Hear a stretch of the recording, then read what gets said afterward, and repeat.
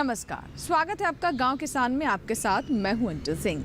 गांव किसान कार्यक्रम में हमारी कोशिश होती है कि आप किसानों तक खेती संबंधी तमाम जानकारियां पहुंचा सकें, ताकि उनका आप कृषि में उचित इस्तेमाल करें और ज़्यादा से ज़्यादा लाभ ले सकें, अपनी खेती को उन्नत खेती बना सकें। हमेशा की तरह कार्यक्रम की शुरुआत होगी खेती किसानी से, उसके बाद हम बात करेंगे हमारा पशुधन की और अंत में दिखाएंगे कामयाब किसान की कहानी। तो चलिए शुरुआत करते हैं आज के गाँव किसान की।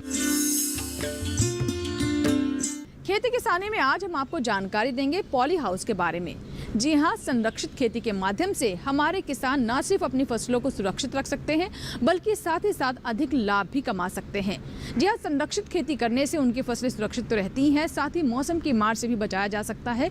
इसके अलावा मौसम बेमौसम सब्जियों का उत्पादन करके हमारे किसान बाजार में इसका उचित लाभ भी ले सकते हैं। सरकार भी इसे प्रोत्साहित करने के लिए अलग अलग अनुदान दे रही है।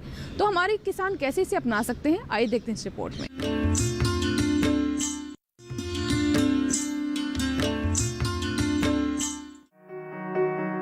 खराब मौसम से फसलों को बचाने के लिए और पौधों को संरक्षित वातावरण देने के लिए पॉली हाउस बेहतर विकल्प है।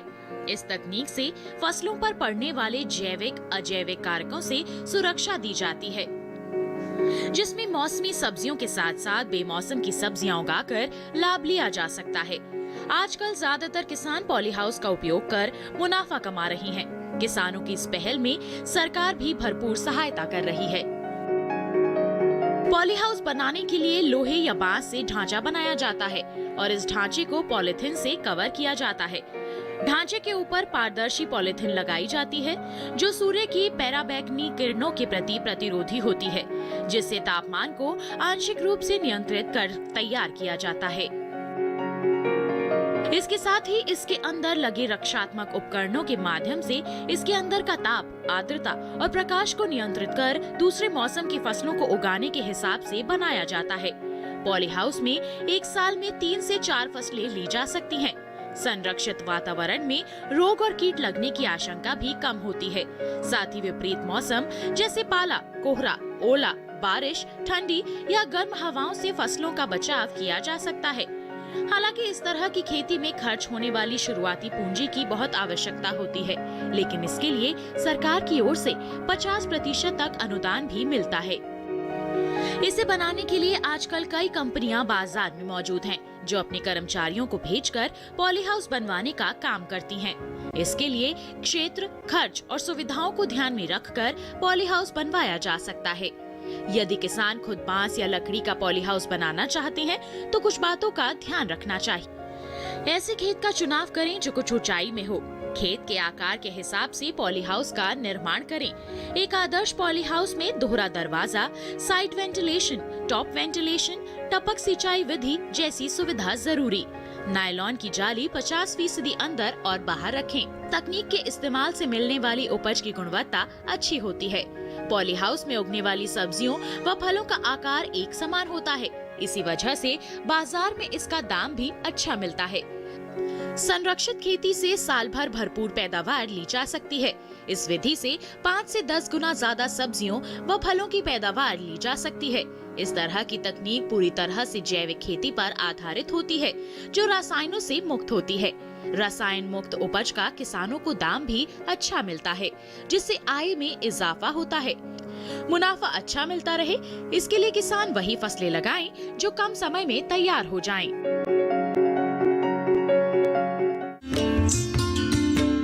तो अभी आपने जाना संरक्षित खेती के बारे में, जिसमें हमने आपको जानकारी दी पॉली हाउस के बारे में। इस तकनीक को हमारे किसान कैसे अपना सकते हैं, इसके बारे में अभी आपने विस्तार से जाना।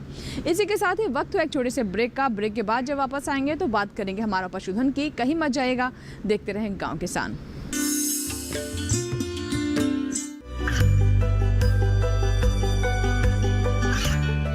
गांवों और पिछड़े क्षेत्रों में सरकारी योजनाओं की जानकारी पहुंचा।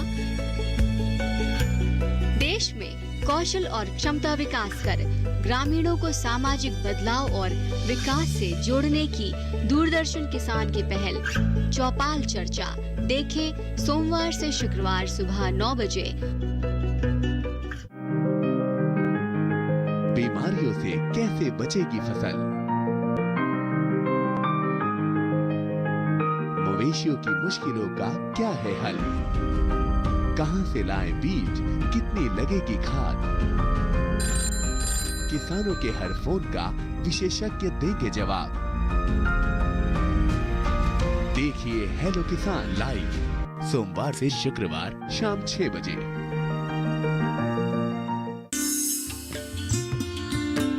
हमारा पशुधन में आज हम बात करेंगे भेड़ पालन के बारे में, जो कि हमारे छोटे और सीमांत किसानों के लिए किसी वरदान से कम नहीं। अच्छी बात यह है कि हमारे किसान साल भर इससे आमदनी ले सकते हैं। भेड़ पालन कई मकसद से किया जा सकता है और लाभ कमाया जा सकता है। आइए देखते हैं इससे जुड़ी हमारी ये रिपोर्ट।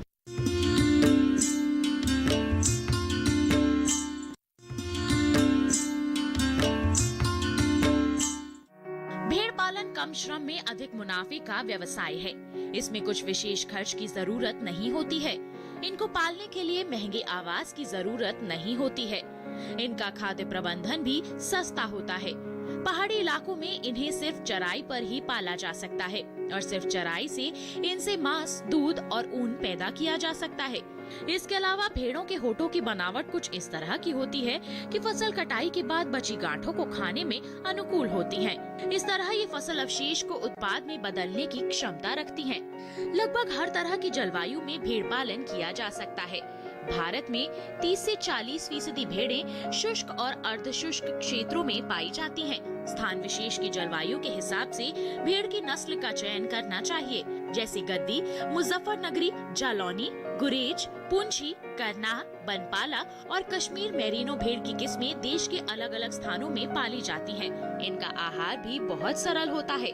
भेड़ें ज्यादातर घास खाना पसंद करती हैं। घास की कई प्रजातियां हैं जो भेड़ों द्वारा पसंद की जाती है, लेकिन व्यावसायिक रूप से लाभ लेने के लिए भेड़ों को चराई के अलावा विशेष आहार देना जरूरी है।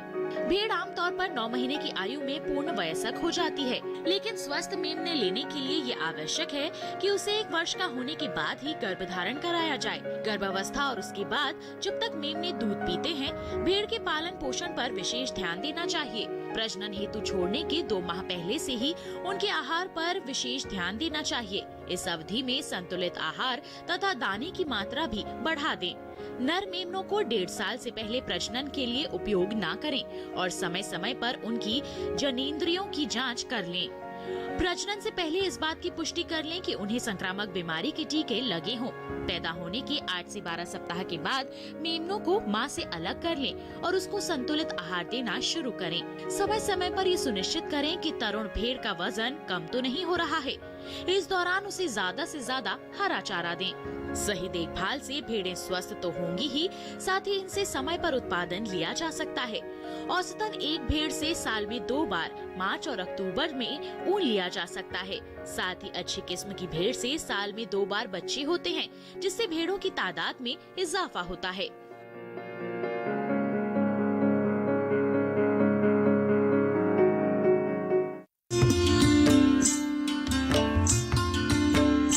तो अभी आपने हमारा पशुधन में भेड़ पालन पर एक खास रिपोर्ट देखी। इसी के साथ ही वक्त हो गया इस माह के पशुपालक कैलेंडर का। जनवरी में ध्यान देने वाली बातें। कश्मीर और हिमाचल प्रदेश में बर्फबारी का सीधा असर सर्द हवाओं व पाला पड़ने के रूप में पड़ता है, इसलिए पशुओं को शीतलहर से बचाने के आवश्यक उपाय करें। पाला पड़ने की संभावना होने पर कृत्रिम प्रकाश या गर्मी का प्रबंध अवश्य करें। कमजोर और रोगी पशुओं को बोरी की झूल बनाकर ओढ़ाएं। सर्दी से बचाने के लिए रात के समय पशुओं को छत के नीचे या घास फूस के छप्पर में बांध कर रखें। पशुओं को नम स्थान में बंद करने और धुआं आदि से गर्मी पहुंचाने की कोशिश उनके न्यूमोनिया से पीड़ित होने की संभावना को अधिक बढ़ाती है। पशुओं को पानी गुनगुना करके दें।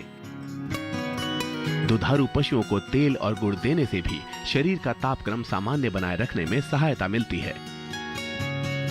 पशुपालकों को चाहिए कि अगर मुंह पका खुरपका रोग, पीपीआर, गलघोटू, फड़किया, लंगड़ा बुखार से बचाने के टीके नहीं लगवाए हैं तो अभी लगवा दें। विशेष रूप से मेमनों को फड़किया का टीका लगवाएं। तो ये था इस माह का पशुपालक कैलेंडर। फिलहाल वक्त है एक छोटी सी ब्रेक का। ब्रेक के बाद जब वापस आएंगे तो बात करेंगे कामयाब किसान की कहानी की। कहीं मत जाइएगा, देखते रहें गांव किसान।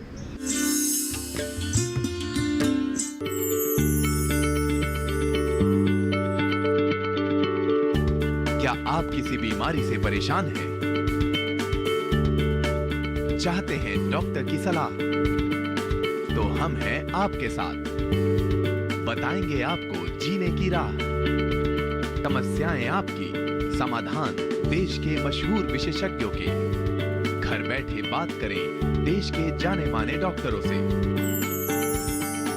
हमारे लाइव प्रोग्राम स्वस्थ किसान में हर शनिवार शाम 6 बजे से 7 बजे तक। बीमारियों से कैसे बचेगी फसल? मवेशियों की मुश्किलों का क्या है हल? कहां से लाएं बीज, कितनी लगेगी खाद? किसानों के हर फोन का विशेषज्ञ देंगे जवाब। देखिए हेलो किसान लाइव सोमवार से शुक्रवार शाम 6 बजे।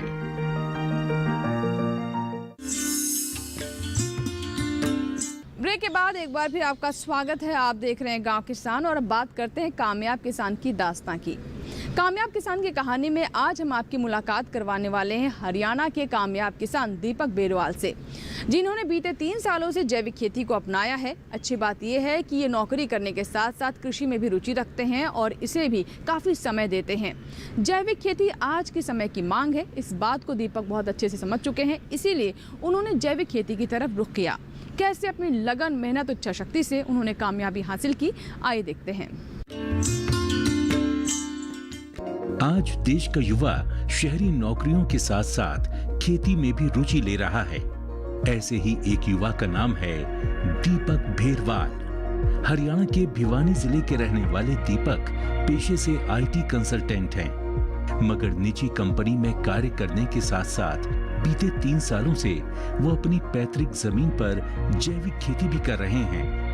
अपनी मेहनत और लगन से दीपक कुछ ही समय में जैविक खेती में अपनी एक अलग पहचान बना चुके हैं, जो आसपास के किसानों के लिए एक प्रेरणा बनकर उभरी है।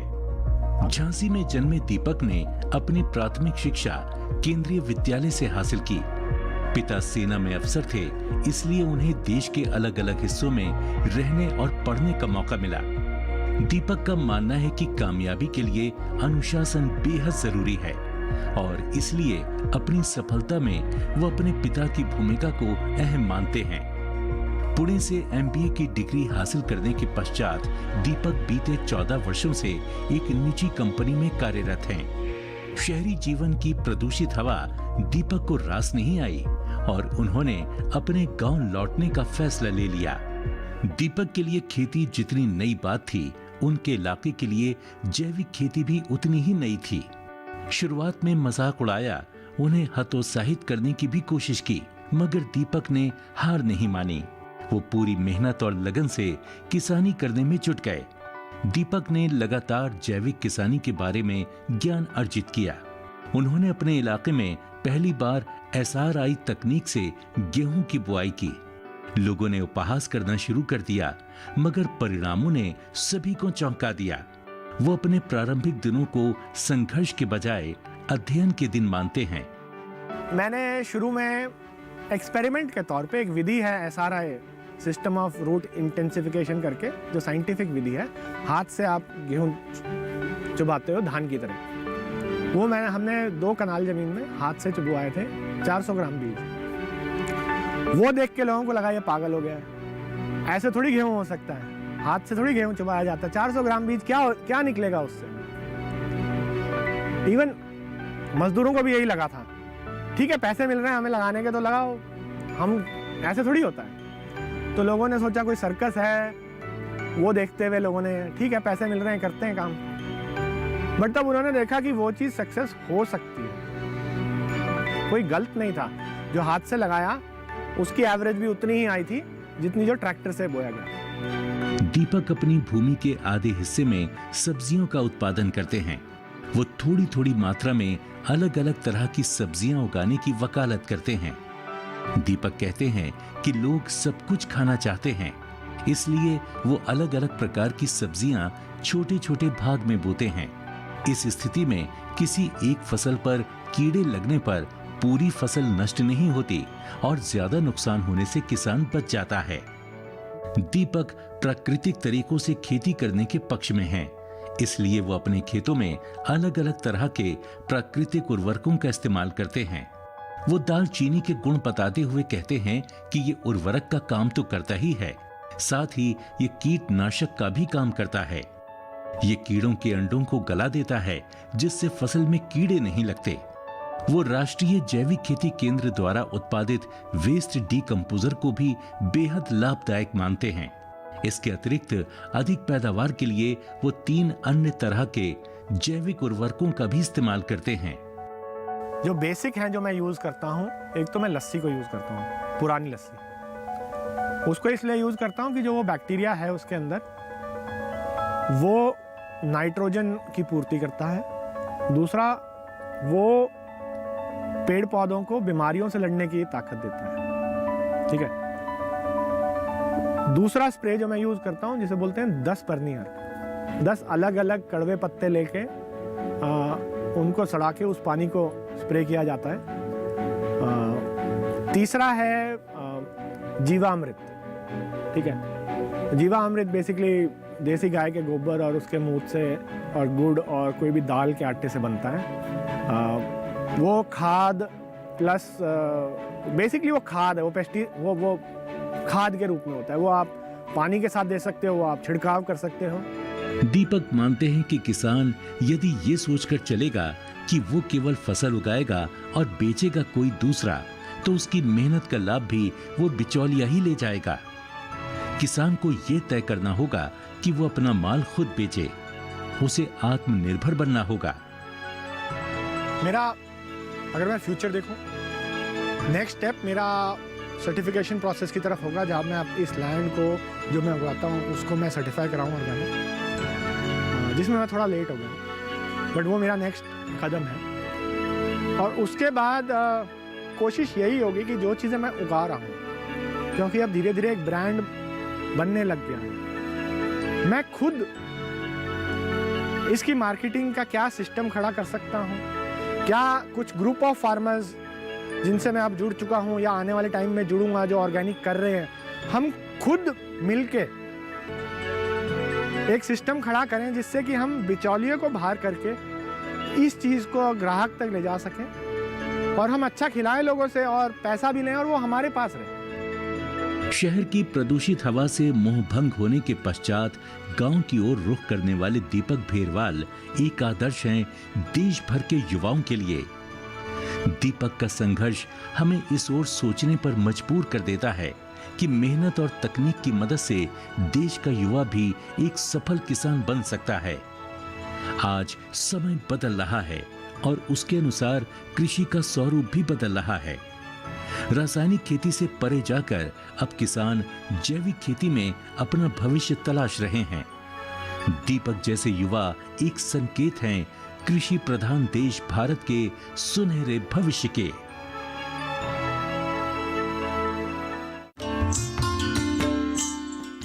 आइए अब चलते चलते बताते हैं आपको 3 नए कृषि कानूनों के बारे में, किस तरीके से हमारे किसानों के जीवन में इससे सकारात्मक बदलाव संभव है। किसानों की आमदनी दोगुनी करने के लिए केंद्र सरकार के प्रयासों से ई-नाम पोर्टल कृषकों के लिए वरदान बनकर उभरा है। हजारीबाग के किसान इस डिजिटल प्लेटफॉर्म के माध्यम से अपने उत्पाद की बिक्री कर अच्छा मूल्य प्राप्त कर रहे हैं। किसानों की माने तो ई-नाम पोर्टल आने से अब उन्हें बड़ी मंडी मिल गई, जहां वे अपने उत्पाद आसानी से बेच पा रहे हैं। ई-नाम के पोर्टल से हम भारत के किसी भी मंडी में अपना जो उत्पाद होता है उसको बेच पाते हैं और उसके लिए अनेक खरीदार बोली लगाते हैं और जो अधिक से अधिक बोली लगाते हैं वैसे खरीदार को हम लोग विक्रेता को ही हम लोग सामान बेचते हैं, जिससे हमारा जो उत्पाद है उसका अच्छा दाम मिल पाता है। कोरोना काल में किसानों को ई-नाम पोर्टल का जबरदस्त लाभ मिला है। साथ ही ऑनलाइन प्लेटफॉर्म पर सामाजिक दूरी का पालन करते हुए व्यापार भी बढ़ा है।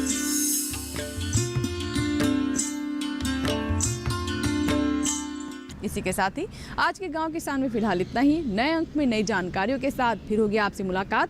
आप बने रहे दूरदर्शन किसान के साथ। नमस्कार।